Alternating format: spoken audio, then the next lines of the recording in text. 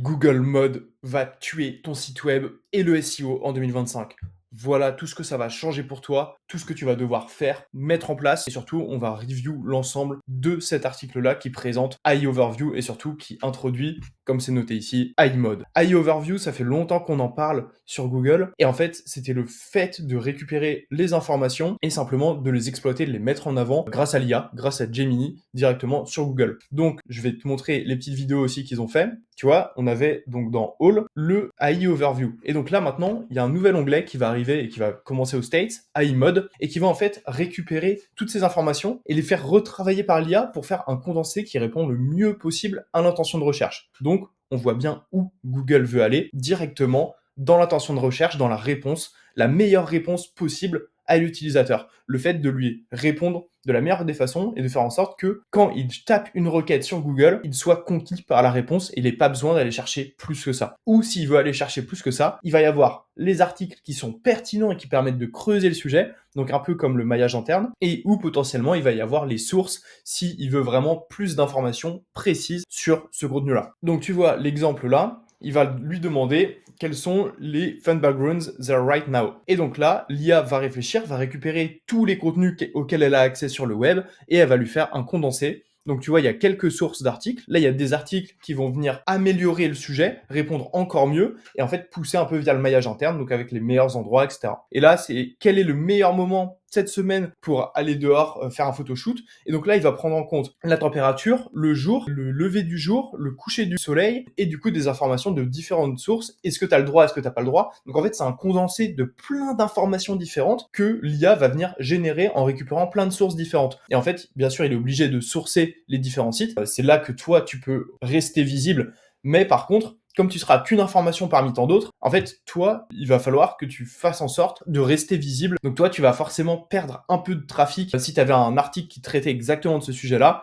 parce que, en fait, il va venir faire un condensé de ton article avec d'autres, et pour qu'il vienne cliquer l'utilisateur sur ton résultat parmi les autres, ça va être plus difficile. Donc pour ces requêtes très informationnelles, et tu vois là, on l'a bien vu, ce sont des mots-clés de long train, donc vraiment de véritables questions. En fait, c'est pas un mot-clé type chaussure rouge, c'est vraiment une question que l'utilisateur se pose. Quel est le meilleur moment de la journée pour aller prendre des photos en extérieur par temps ensoleillé? En fait, ça prend tellement d'informations que déjà, c'est une requête qui est très peu cherchée, donc c'est forcément un type de contenu que très peu de sites adressent parce que ça génère pas assez de trafic. Donc pour ce côté informationnel, en fait, ça peut quand même te rajouter des clics si toi t'es cité dans ce AI mode et que l'IA te cite comme source. Mais en tout cas, si tu traitais vraiment de cet article-là, par contre tu vas perdre du trafic. Et ce qui est intéressant, donc là on le voit par exemple avec les comparateurs de produits. Tu vois, en fait, il va te faire directement les comparaisons des différents types de produits. Et après, tu peux lui poser des questions. Qu'est-ce qui se passe par rapport à tes pulsions cardiaques dans un sommeil profond? Et donc là, il va prendre différentes sources. Et il va te faire un résumé.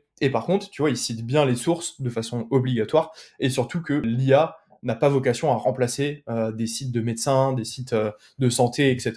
Surtout s'il y a des vraies informations derrière, des docteurs qui parlent, tu garderas la possibilité de récupérer ce trafic, mais tu vois, tu seras cité au travers de 4 sources différentes. Donc, à toi aussi d'avoir un title et une image, comme on va pouvoir le voir là, juste ici, qui sont impactants et qui permettent de récupérer du CTR et donc un taux de clic. C'est ça qui va être un petit peu plus difficile. Donc là, on l'a vu, ça va être très focus sur des mots-clés long train et sur des requêtes très informationnelles. Donc, à part sur cette partie-là, où en fait, pour des comparaisons de style de produits, l'IA va pouvoir interagir, pour l'instant, sur des comparaisons pures de produits, et donc des reviews de produits, ce que des humains font mieux que personne, parce qu'en fait, pour recommander un produit, il faut avoir fait un test humain. Pour cette typologie de contenu, et pour les contenus vraiment e-commerce, l'IA n'a pas trop vocation à remplacer pour l'instant. Parce que même s'ils ont Mercant Center, Google Shopping, etc., pour l'instant, en fait, la conversion, elle se passe quand même sur les sites. Donc en fait, il faut absolument qu'elle pousse des produits. Peut-être qu'un site, s'il fait mieux ses reviews de produits, ses ouvertures produits, ses tests produits, etc., en fait, il aura plus tendance à être mis en avant dans les comparatifs directement dans AI Mode et AI Overview. C'est la vraie possibilité, donc il va falloir faire du contenu vraiment à vocation humaine pour les humains. C'est ça qu'il faut faire absolument et arrêter le contenu purement informationnel et éditorial. Ça, pour le coup, c'est vraiment mort en 2025 et ça va vraiment mourir avec l'arrivée biais d'AI Mode et d'AI Overview. Donc, normalement, tu devrais avoir potentiellement moins de clics. Et ça, c'est dommage, surtout si tu fais du AdSense ou ce genre de choses. Par contre, en fait, sur les clics e-commerce, donc sur les requêtes qualifiées, tu devrais garder une constante. Et donc, techniquement, tu devrais vendre plus. Et d'autant plus si tu es recommandé par AI Mode comme un site pertinent pour les reviews d'un produit, etc., etc. C'est un peu ça la vision que j'ai, en tout cas, sur AI Mode. Sur le côté informationnel, ça va certainement prendre la place parce que faire des combinaisons de plein d'informations différentes pour répondre au mieux à l'intention utilisateur, il n'y a pas mieux que l'IA. Et d'autant plus qu'il y a énormément de sources différentes et qu'il est en mesure de voir si une information revient sur plusieurs sites et donc de citer les sites. Par contre, pour du e-commerce, il n'y a pas d'inquiétude à avoir. Pour de la génération de leads, etc., normalement, il ne devrait pas y avoir non plus trop de problématiques. Après, les avis, encore une fois, les reviews de produits, les reviews de services, etc., ça va prendre de plus en plus d'importance parce que ça va être là-dessus que va se baser AI Mode pour potentiellement recommander tel ou tel site, tel ou tel produit, tel ou tel consultant, tel ou tel artisan peut-être à terme. À voir. En tout cas, fais du très bon contenu, garde ton contenu informationnel proche de ta conversion, mais par contre ton contenu informationnel purement éditorial, à ta place pour l'instant, je le mettrai de côté et j'aurais tendance à vraiment faire des guides très détaillés sur les produits, faire des reviews de produits en vidéo, en article et expliquer comment prendre soin du produit, comment se passe la livraison, comment utiliser le produit, etc., etc., etc. Comment choisir le produit, comment choisir les matériaux, vraiment faire des guides autour de tes produits, autour de tes services, mais moins dans le côté éditorial et un peu tendance. Tu peux continuer de le faire parce que pour l'instant, iMode n'est pas encore déployé en France. Ça se déploie aux States pour l'instant, donc dans tous les cas, on garde le trafic qu'on a avec ce type d'article, ce type de contenu aujourd'hui, mais à terme, c'est pas forcément ce qui va être le plus optimal. En tout cas, le SEO va énormément évoluer dans les prochains mois, dans les prochaines années. Et avec l'arrivée de l'IA, c'est sûr et certain qu'on va perdre un peu de trafic au profit de réponses et d'intentions de recherche traitées directement dans Google. Par contre,